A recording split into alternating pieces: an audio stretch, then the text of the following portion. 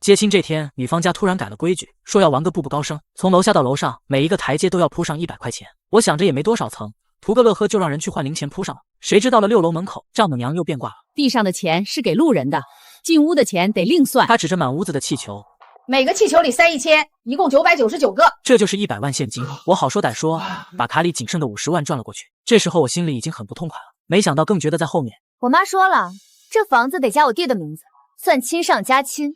我脸色铁青，房是我爸妈全款买的，凭什么？不加名就是没诚意，你自己回跟空气过吧。跟空气过。我看着眼前这个穿着秀和服、妆容精致却一脸刻薄的女人，这就是我爱了5年的林婉。现在，因为我不肯在她弟的名字加在我的婚房上，就要让我跟空气过。屋里的空气突然安静的可怕，丈母娘还在剥着橘子，一脸的理所当然。小舅子林强翘着2郎腿，在那抖腿，眼神里全是贪婪。对，就是跟空气过。宋明，你别以为给了50万这事儿就算完了，房本不加名，我今天绝对不出这个门儿。这房子是我爸妈全款买的，那是他们的养老钱，跟你们家有1毛钱关系吗？怎么没关系？结了婚就是一家人，你分这么清干什么？再说了，强子是你亲小舅子，以后给你养老送终不得靠他？靠他？我看了一眼那个20好几还在啃老的废物，靠他把我家底败光吗？宋明，你怎么说话呢？你道不道歉？不道歉，这婚别结了！喜糖盒砸在我胸口，生疼，但我心里的疼比这重1万倍。我深吸一口气，你确定不加名就不走？确定以及肯定，不仅要加名，还得公证。这房子以后有强子一半。行。我点点头，掏出手机。早这样不就完了？赶紧联系房管局的人。丈母娘也笑开了花，这就对了嘛，女婿，一家人不说2家话。林强更是直接跳了起来。姐夫，以后这房子我住主卧啊！我没理他们，直接拨通了那个烂熟于心的号码。电话接通，喂，妈。儿子，接到了吗？酒店这边客人都坐满了，就等你们了。我喉咙发紧，眼眶一热。妈，对不起，这婚我不结了。说完，我挂断电话，转身就走。屋里死一般的寂静。3秒后，身后传来林婉尖锐的叫声：宋明，你赶走！你今天要是出了这个门，以后跪着求我都不会嫁给你。我脚步一顿，回头看着那个我曾经视若珍宝的女人。林婉，你说的对，跟空气过都比跟你过强。那50万我会通过法律途径追回，你们好自为之。说完，我头也不回地走出了那个贴满喜字却像个吞金兽一样的房间。楼道里满地的红钞票，像极了红色的讽刺。我踩着那100块一张的步步高升，一步步走下楼，每一步都走得无比坚定。楼下迎亲的车队排成长龙。明哥，嫂子呢？没嫂子。我拉开车门，坐进副驾。通知车队回酒店。啊，没接亲直接回？回。我闭上眼，不想多解释，手机开始疯狂震动，全是林婉发来的微信。宋明，你长本事了是吧？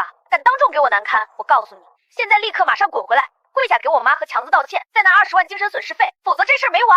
你真以为我不敢退婚？追我的人排到法国。宋明，你说话！我看着屏幕上不断跳动的文字，心里最后那一丝温情也熄灭了，直接拉黑。世界清静了，车队缓缓启动。我给银行的朋友打了个电话。老陈，刚才那笔50万的转账帮我查一下状态。刚转出去，怎么了？那是遭受诈骗转的，能冻结吗？诈骗？你不是结婚吗？婚不结了，那是他们勒索我的。行，只要没到账或者对方没提现，我有办法先卡一下。你赶紧去报警立案，拿回州来。挂了电话，我长舒一口气。那50万是我这几年没日没夜加班拼出来的血汗钱，本来是打算给以后的小家庭做启动资金的，结果被逼着转给了丈母娘，想吞我的钱，做梦。车队到了酒店，酒店门口，我爸妈正在焦急的张望，看到车队回来，却不见新娘。2老脸色瞬间煞白。我下车，走到爸妈面前，扑通一声跪下了。爸妈，儿子不孝，今天这脸咱们家丢定了。儿子，到底怎么了？是不是那边又要钱了？起来，男子汉大丈夫，跪天跪地跪父母，别为了个女人没骨气。我站起来，把事情经过简单说了一遍。听到房子加名给小舅子的时候，我爸气得浑身发抖。欺人太甚，简直是欺人太甚！这婚不结也罢。走进去，今天这酒席照摆，就当是请亲朋好友聚餐了。我们一家3口走进宴会厅，几百双眼睛齐刷刷的看过来。司仪一脸懵逼的跑过来：新郎官，新娘子呢？我拿过司仪手里的话筒，走上舞台，聚光灯打在我身上，有些刺眼。台下鸦雀无声，我深吸一口气。各位亲朋好友，很抱歉，今天的婚礼取消了。台下瞬间炸了风，议论声像潮水一样涌来。我没有解释太多，只是深深鞠了一躬。就在这时，宴会厅的大门被人猛地推开。宋明，你个王八蛋！林婉穿着那身绣和服，气急败坏地冲了进来，身后跟着气喘吁吁的丈母娘和小舅子。大家评评理啊！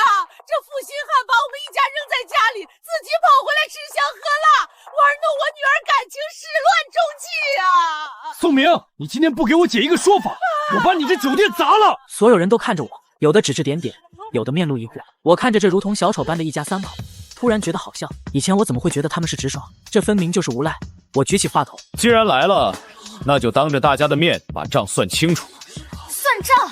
算什么账？林婉冲上台，想抢我的话筒，我侧身躲过，冷冷地看着他。算算这100万现金，还有那50万转账，还有房子加名的账。大屏幕突然亮了，我早就让伴郎准备好了。屏幕上是我和林婉的聊天记录，还有刚才接亲时的录音。每个气球1000，一共999个。这房子得加我弟的名字，算亲上加亲，不加名就是没诚意。你自己回去跟空气过吧。录音清晰地回荡在宴会厅里，原本同情女方的人脸色都变了。天哪，这哪是嫁女儿，这是卖女儿啊！还要给弟弟加名，这算盘打得我在2环都听见了。这家人想钱想疯了吧？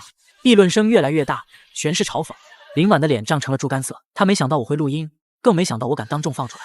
你卑鄙！我卑鄙？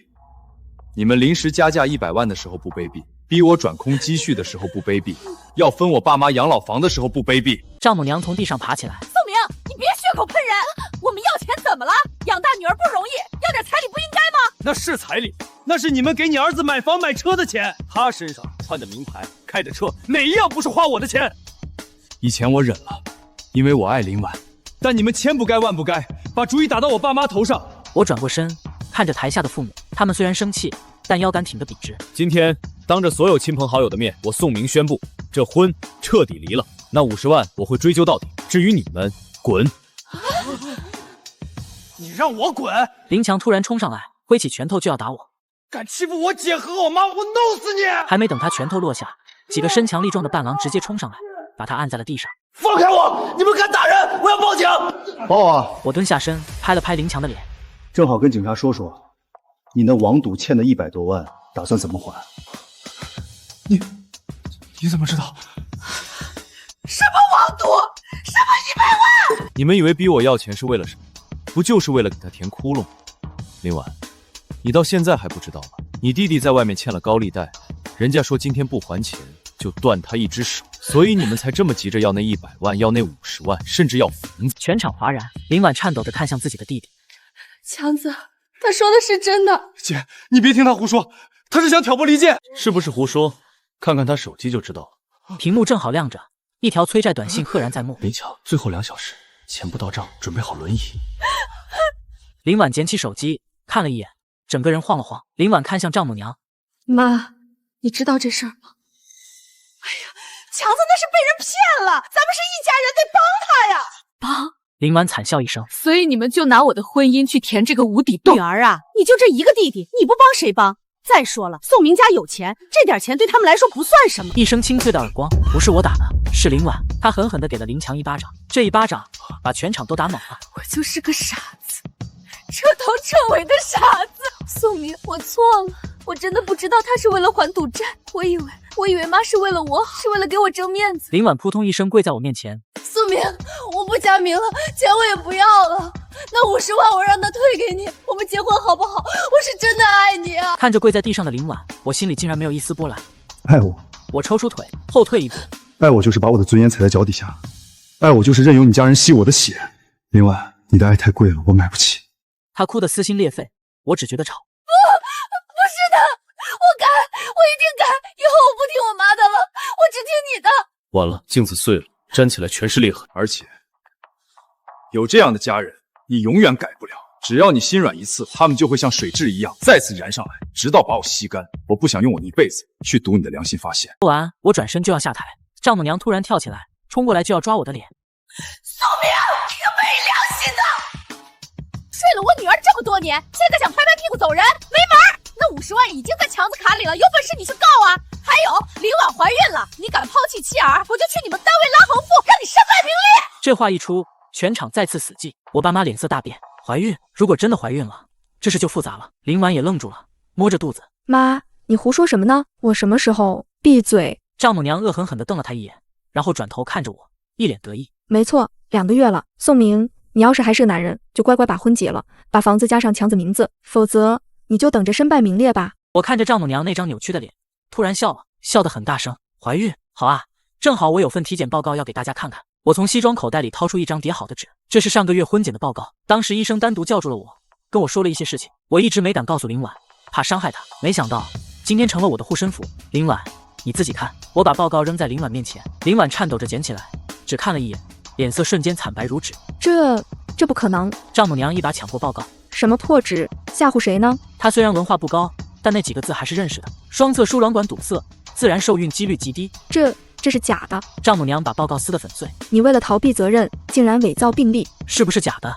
去医院一查便知。我冷冷地看着他们。还有，这几个月我为了筹备婚礼，忙得连睡觉的时间都没有，我们根本就没有同房。你哪来的2个月身孕？也是空气给你的吗？林婉瘫坐在地上，眼神空洞。她终于明白，她的母亲为了钱，连她的清白都可以随意污蔑。妈，你怎么能这样？林婉声音嘶哑。你这是要逼死我啊！我这是为了谁？还不是为了你弟？丈母娘理直气壮。反正只要能拿到钱，说什么不行？够了！林婉突然尖叫一声，从地上爬起来，她眼神里透着一股决绝。钱！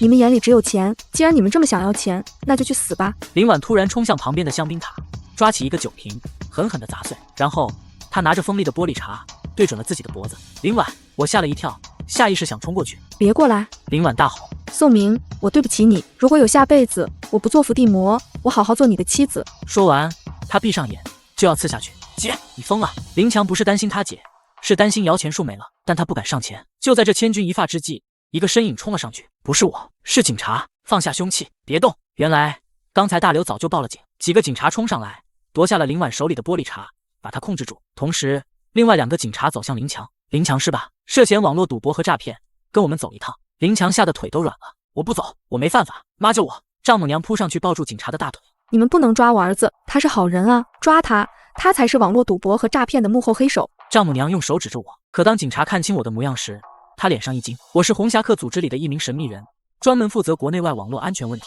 就在3个月前，我秘密与几位警察合作，捣毁一家非法买卖野生动物的组织。早在与警察合作前，我已经被调查得一干二净。几位警察看到我后默契地对视一眼，随后无视丈母娘的话，将林强抓起来。场面一片混乱，我站在台上看着这场闹剧，心里只有无尽的疲惫。林婉看了我一眼，那眼神里有悔恨，有绝望，还有一丝解脱。警察把林家3口都带走了，因为涉嫌聚众闹事，还有林强的赌博诈骗问题。我作为当事人也去做了笔录。从派出所出来已经是晚上了，大刘在门口等我，递给我一支烟。明哥，没事吧？我深吸一口烟，辛辣的味道呛进肺里，让我清醒了不少。没事，就是觉得挺可笑的。5年感情，最后换来的是一地鸡毛。那50万呢？冻结了。我吐出一口烟圈。老陈办事靠谱，对方还没来得及转走就被止付了。那就好，这钱可是你的血汗钱。大刘拍拍我肩膀，走，哥几个陪你喝点。那一晚我喝得烂醉，梦里全是林婉以前温柔的样子，然后突然变成丈母娘那张狰狞的脸。第2天醒来，头痛欲裂，手机里几10个未接电话，全是陌生号码。我皱眉，接起一个。宋明是吧？你个渣男，把人家一家人都送进局子了，你还是人吗？林婉那么爱你，你竟然这么狠心，你这种人就该下地狱。电话那头是个女人的声音，骂得极其难听，我直接挂断。看来林家那边开始发动舆论攻势了。打开短视频平台，果然同城热搜第1条，狠心新郎婚礼现场悔婚，逼死新娘，陷害小舅子入狱。视频是剪辑过的，只有林婉拿玻璃碴自杀的画面，还有警察抓走林强的一幕。配文极具煽动性，把我描述成了一个玩弄感情、冷血无情的富二代。评论区全是骂我的，这种男人就该死刑。这就是有钱人的嘴脸吗？心疼小姐姐，遇人不淑啊！我冷笑一声，这种手段早在意料之中。我没急着回应，而是给大刘发了个信息，把昨天婚礼现场的完整视频还有录音整理一下，还有林强欠高利贷的证据，以及那个催债短信的截图。既然他们想玩大的，那就陪他们玩玩。下午我去了趟医院，不是去看病，是去看林婉。听说她因为情绪激动，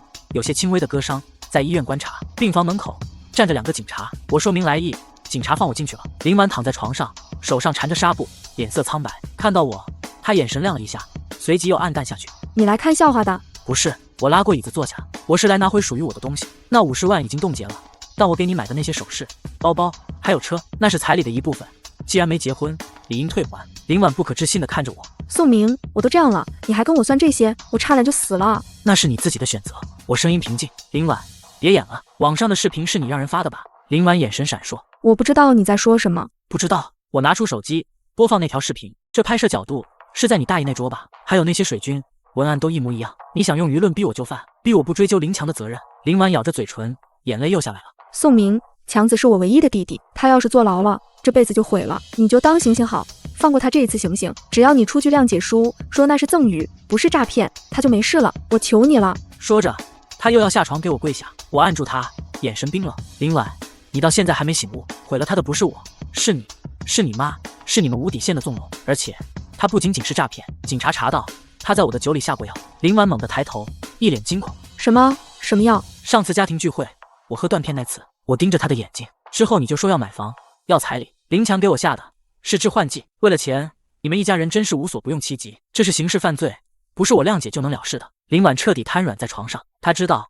林强完了。我也站起身，东西我会让人来清点，法院传票过几天就到，你好自为之。走出病房，我听到身后传来撕心裂肺的哭声，但我没有回头。鳄鱼的眼泪不值得同情。回到家，我把整理好的证据全部发到了网上，标题很简单，关于狠心新郎事件的真相。视频没有剪辑，原本还原了全过程，从接亲时的坐地起价，到酒店里的对峙，再到林强欠赌债的短信，还有那份婚检报告的马赛克版，以及林强下药的警方通报，隐去了关键信息。视频一出，舆论瞬间反转，那些骂我的人开始删屏倒戈。卧槽，这才是真相！这一家人是吸血鬼转世吧？给姐夫下药，这是谋杀啊！新娘还装可怜，原来是帮凶。这种伏地魔，谁娶谁倒霉。热度爆炸，林家的底裤都被网友扒了个精光。丈母娘以前在菜市场偷菜被打的视频都被翻了出来，林强网赌的账号也被曝光，甚至有人扒出林婉在大学时期就给林强还过好几次债。舆论的压力让警方加快了办案速度。林强因为涉嫌诈骗、投毒、赌博数罪并罚，没个10年8年出不来。丈母娘因为寻衅滋事和包庇罪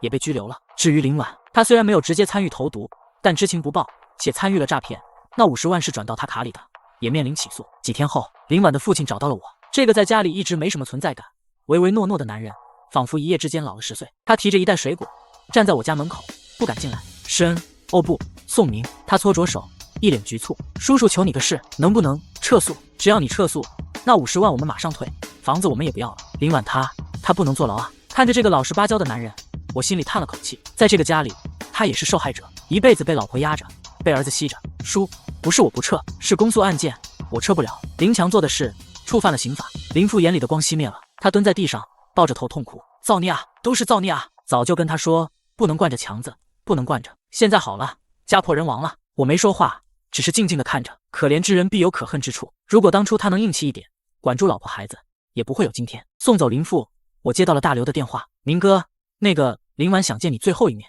在看守所。我犹豫了一下，去吧，做个了断。看守所的会见室里，隔着厚厚的玻璃，林婉穿着黄色的马甲，剪了短发，整个人瘦了一圈，没了精致的妆容，她看起来憔悴不堪。拿起听筒，她看着我，眼泪无声的流。宋明，对不起。这是他见到我说的第一句话。这次我听出了一丝真心。都过去了，我淡淡的说。我知道我完了。林婉苦笑。强子判了12年，我妈判了1年，我可能也要判3年。我爸把老家的房子卖了，正在凑钱退给你。宋明，我是真的爱过你，但是我从小就被灌输弟弟是家里的根，我必须帮他。我以为这就是亲情，直到那天他在台上想打你，想抢我的手机，我才明白，在他眼里我不是姐姐，只是个提款机。林婉擦了擦眼泪。谢谢你，宋明，谢谢你打醒了我，虽然代价有点大。我看着他，心里五味杂陈。曾经那个笑靥如花的女孩，终究是被原生家庭吞噬了。好好改造，我说，出来后为自己活一次，别再做谁的附属品了。林婉重重的点头。我会的，宋明，祝你幸福，找个好女孩，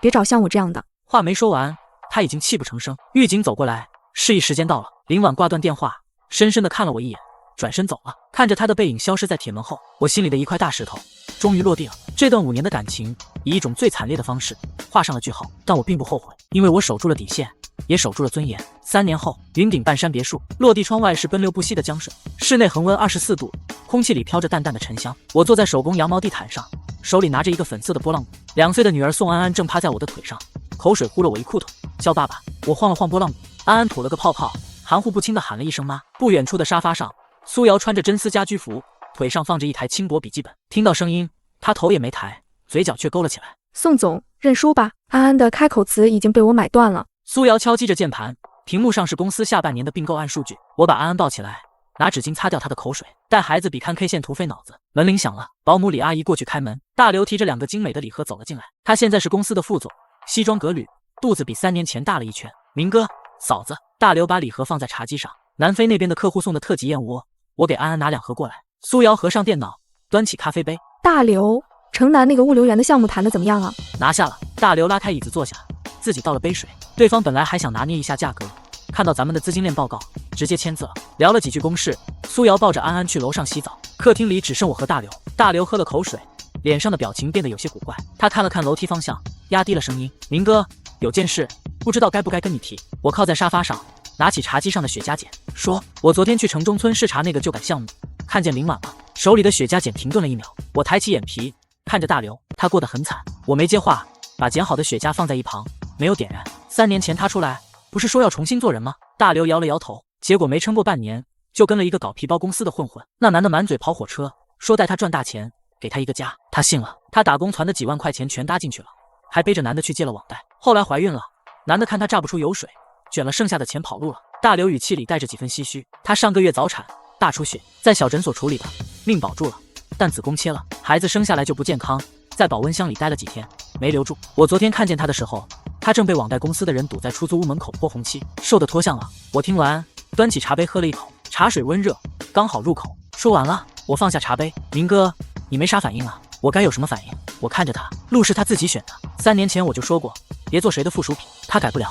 大刘点点头，也是，江山易改，本性难移。他就是那种必须找根藤蔓攀着才能活的人。以前攀着你，后来攀着他弟，现在攀着渣男，活该。行了，以后他的事不用跟我提。我站起身，留下来吃晚饭。不了，晚上还有个局，几个行长在等，我先撤了。大刘走后，别墅里恢复了安静。我走到落地窗前，看着外面的江景，心里没有任何波澜。有些人错过了就是错过了，烂在泥里也跟我无关。晚上10点，安安睡着了，我和苏瑶靠在床头，我翻看着明天的会议日程，他在看一本管理学原文书。我的私人手机突然震动起来，屏幕上显示着一个陌生的号码，归属地是本地。我按下接听键，放在耳边。喂，电话那头没有声音，只有粗重的呼吸声，还有背景里劣质风扇转动时发出的嘎吱嘎吱声。哪位？我皱了皱眉。宋明。一个沙哑虚弱到极点的声音传了过来，带着浓浓的哭腔。我握着手机的手指微微收紧。是林婉。有事？我声音冷了下来。宋明，救救我，我要死了，我真的要死了。打错了，我准备挂断。别挂，求你别挂。他尖叫起来，声音撕裂。我疼，我肚子好疼，伤口发炎了，我没有钱买药，房东明天就要赶我走。宋明，我什么都没有了，孩子没了，身体废了，他们还要砍我的手，我好后悔，我真的好后悔。他骗了我，他说会照顾我一辈子，他拿走了我所有的钱。宋明，我以为他会像你一样对我好，可是这个世界上再也没有人像你一样对我好了。林婉语无伦次地哭诉着，字字泣血。我静静地听着，眼神越来越冷。林婉，我打断了他的哭声。电话那头安静了一瞬，只剩下抽泣。你以为他会像我一样对你好？我语气平淡。所以你找他，只是为了找一个替代品，找一个能继续供养你的宿主？不是的，我只是太孤单了，我害怕一个人。你从来没有学会爱自己。我毫不留情地戳穿他，你只是在不断地寻找寄生对象。以前是我，后来是你弟，现在是这个骗子。你落到今天这个地步，不是因为遇人不淑，是因为你骨子里是个废物。电话那头传来了剧烈的咳嗽声，林婉似乎连呼吸都困难。宋明，看在过去5年的份上，借我5000块钱，就5000，我去买点消炎药，我不想死在出租屋里。我结婚了。我看着身边的苏瑶，我有妻子，有女儿，我的钱每一分都属于我的家庭，我不会给你1分钱，以后不要再打这个电话。我正要按下挂断键，一只白皙的手伸了过来，拿走了我的手机。苏瑶，她不知道什么时候放下了书，静静地听着。她拿过手机，按下了免提。林婉是吧？苏瑶的声音平静清冷，带着上位者独有的从容。你是苏瑶，我是宋明的妻子。苏瑶靠在床头，理了理长发。你的事情我听大刘提过。林婉没有说话，只有粗重的喘息声，隔着屏幕都能感觉到她的难堪和卑微。把你的支付宝账号发过来。苏瑶淡淡的说。我转头看着苏瑶，她给了我一个安心的眼神。你要借钱给我？林婉的声音带着难以置信的颤抖。不是借，是给。苏瑶看着前方，语气没有任何起伏。我会给你转1万块钱，这1万块不是宋明给你的，是我给你的。出于人道主义，我同情你现在的遭遇，也感谢你当年的不嫁之恩，让宋明遇到了我。拿到钱，去医院处理伤口，把欠房东的钱还了，剩下的够你买张车票回老家。苏瑶的话像一把冰冷的手术刀，精准地切断了林婉最后的一丝幻想。但是林婉，你听好。苏瑶的声音陡然转冷，带着不容置疑的威严。这是第一笔，也是最后一笔钱。这1万块买断了你和宋明之间最后的一点因果。从现在起，如果你再敢拨打这个号码，或者出现在宋明和我的家人面前，公司的法务部会以敲诈勒索和骚扰的罪名起诉你。你刚出来3年，应该不想再进去待几年吧？电话那头死寂一片，只有风扇的嘎吱声在回荡。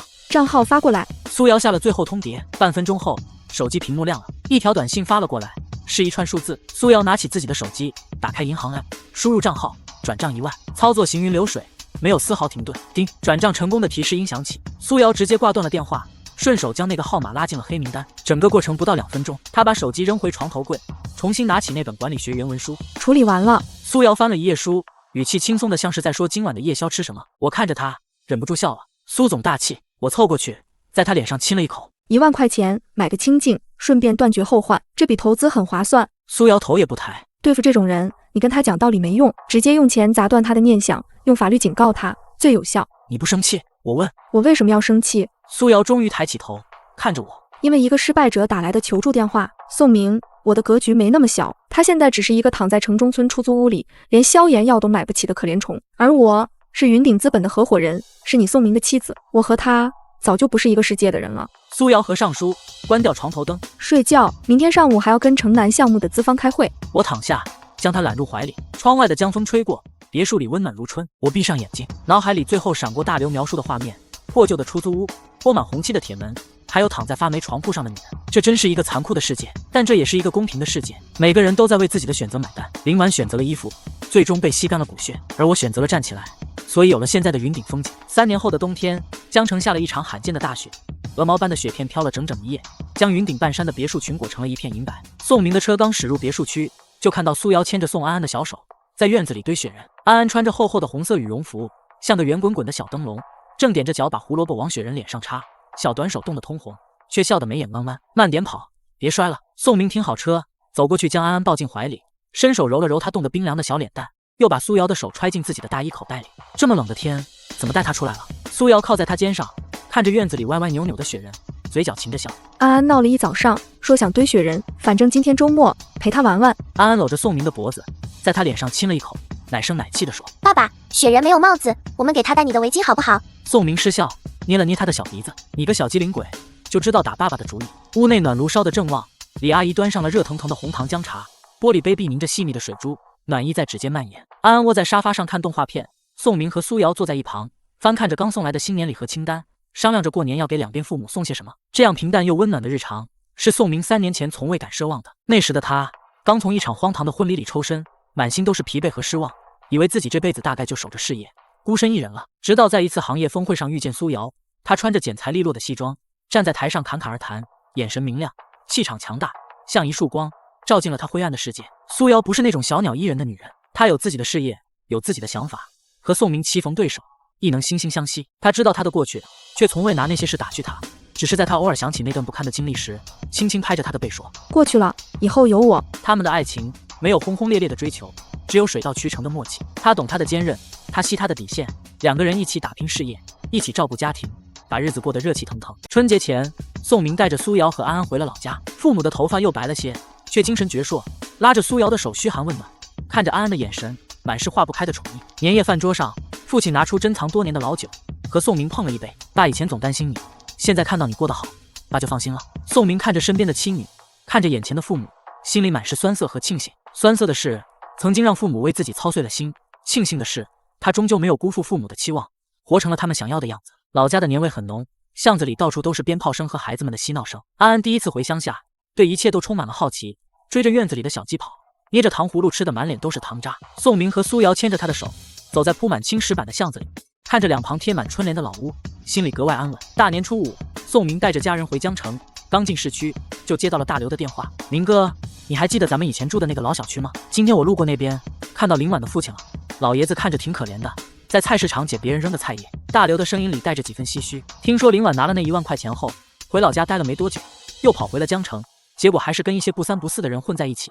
最后欠了一屁股债，跑了，把老爷子一个人扔在了江城。宋明握着手机的手指顿了顿，看向身边的苏瑶。苏瑶察觉到他的异样，轻声问：怎么啦？宋明挂了电话，把事情跟苏瑶说了一遍。苏瑶沉默了片刻，说：老爷子也算是个可怜人，一辈子被老婆和孩子拖累，到老了连个依靠都没有。我知道你在想什么。宋明揉了揉他的头发：我想去看看他，毕竟相识一场，就算不念及林婉，老爷子也从未对我做过什么过分的事。苏瑶点了点头：去吧，带上点东西啊，我先带回去，你半个小时就回来。宋明买了些米、面、油和一些营养品，按照大刘说的地址找到了那个老小区。小区很旧，墙皮斑驳，楼道里堆满了杂物，弥漫着一股潮湿的霉味。林婉的父亲住在顶楼，宋明敲了半天门，才听到里面传来一阵缓慢的脚步声。门开了，林父探出头来，看到宋明，眼里满是惊讶，随即又染上了几分窘迫，手足无措地站在门口。宋明，你怎么来了？宋明看着他，心里忍不住发酸。才几年不见，林父像是老了10几岁，头发全白了，背也驼了，脸上刻满了皱纹，穿着一件洗得发白的旧棉袄，手上还有几道冻疮。叔，我路过这边，过来看看你。宋明把手里的东西递过去，一点心意，您收下。林父推辞了半天，终究还是拗不过宋明，把他让进了屋里。屋子很小，只有一间房，陈设简陋，一张单人床，一张破旧的桌子，角落里堆着一些捡来的空瓶子和纸箱，唯一的电器是一台老旧的电视机。坐，快坐。林父手忙脚乱地想给宋明倒杯水，却发现暖瓶里空空如也，脸上更显窘迫。你看我都没准备水。叔，不用忙，我就是过来看看您。宋明拉住他，您身体怎么样？怎么不在老家待着，一个人在江城受苦？林府叹了口气，坐在床边，浑浊的眼睛里泛起了泪光。老家的房子卖了，给林婉还债，回去也没地方住。本来想着在江城捡点破烂，能混口饭吃就行，谁知道他话没说完，却红了眼眶。林婉跑了之后，那些债主找不到林婉，就来找他这个父亲。虽然他没钱，但也没少受欺负，被人堵在门口骂，被人砸东西，日子过得苦不堪言。那林婉现在还有消息吗？宋明问。林府摇了摇头，苦笑一声，没消息，跟人间蒸发了一样。也好，他走了，眼不见心不烦，我也不用再为他操心了。话虽如此，宋明却从他的眼神里看到了失望和无奈。毕竟是自己的女儿，就算再不成器，心里终究还是挂念的。宋明坐了一会儿，了解了林父的近况。临走前，他从钱包里拿出一叠钱，放在桌子上。叔，这点钱您拿着，买点吃的，买点药，别太苦了自己。以后要是有什么难处，就给我打电话。林父看到钱，连忙推回来。不行，我不能要你的钱，你已经帮了我很多了，我不能再麻烦你。叔，这钱您必须收下。宋明把钱塞进他手里，这不是施舍，就是晚辈对长辈的一点心意。您好好照顾自己，比什么都重要。林父握着钱，手不停地颤抖，眼泪终于忍不住掉了下来。宋明，谢谢你，都是我们家对不起你。婉婉那孩子不懂事，辜负了你。叔，过去的事都过去了，别再提了。宋明拍了拍他的肩膀，我还有事，就先回去了，您多保重。走出老小区，外面的雪还没化，冷风刮在脸上，却吹不散宋明心里的五味杂陈。他不是圣母，不会原谅林婉和他的家人曾经对自己的伤害，但看到林父这副模样，他终究还是狠不下心来。他知道这1万块钱，这些营养品改变不了林父的命运，也弥补不了林家曾经犯下的错，但至少能让他心里稍微好受一点。驱车回到别墅，安安正趴在苏瑶的腿上画画，看到宋明回来，立刻举着画纸跑过来。爸爸，你看我画的全家福，有爸爸，有妈妈，还有安安。画纸上3个人手牵着手，脸上都带着大大的笑容，虽然画得歪歪扭扭，却充满了童真。宋明蹲下来抱住安安，在她的额头上亲了一口。我们安安画得真好看。苏瑶走过来，递给他一杯温茶。都处理好了。宋明点了点头，喝了一口茶，暖意从喉咙流进心里。都处理好了。其实你不用觉得有负担。苏瑶坐在他身边，轻声说，你能做到这个份上，已经仁至义尽了。每个人的路都是自己选的，林婉的下场是他自己造成的，林父的遭遇虽有可怜之处，却也有可恨的地方。他当初若是能硬气一点，管住自己的老婆和孩子，也不会落得今天这个地步。宋明看着苏瑶笑了笑，我知道，我只是觉得人这一辈子说到底还是要守着本心，行得正，坐得端，别为了一时的利益丢了自己的底线，也别为了所谓的亲情纵容那些不该纵容的人。苏瑶握住他的手，十指相扣。我们都会守着本心，把我们的日子过好。窗外的雪还在飘，屋内的暖炉却烧得正旺。安安窝在他们中间，拿着画笔，叽叽喳喳地说着自己的话，声音软糯，像一缕暖阳，照进了屋子里的每一个角落。宋明看着身边的妻女，看着这满室的人间烟火，心里突然豁然开朗。曾经的他以为爱情是轰轰烈烈的奔赴，是奋不顾身的付出，却在那场荒唐的感情里撞得头破血流。直到遇见苏瑶，他才明白，真正的爱情不是单方面的迁就和纵容，而是势均力敌的陪伴，是彼此尊重，彼此扶持，一起成为更好的人。曾经的他被贪婪和算计包裹，以为人心险恶，世间凉薄，却在经历了那些不堪之后，依然选择守住自己的底线，选择善良，选择相信美好。而生活也终究没有辜负他的坚持，给了他一个温暖的家，一个爱他的人，一个可爱的孩子。那些过往的伤痛终究成了过眼云烟，化作了成长的养分，让他学会了珍惜，学会了感恩，学会了如何去爱，如何去生活。江城的雪终究会停，而属于宋明的人生却永远是暖的，因为他知道，只要守着本心，守住身边的人，无论前路有多少风雨，总有一盏灯为他而亮，总有一个家等他归来，总有一片人间烟火温暖他的岁岁年年，成为他一生的归途。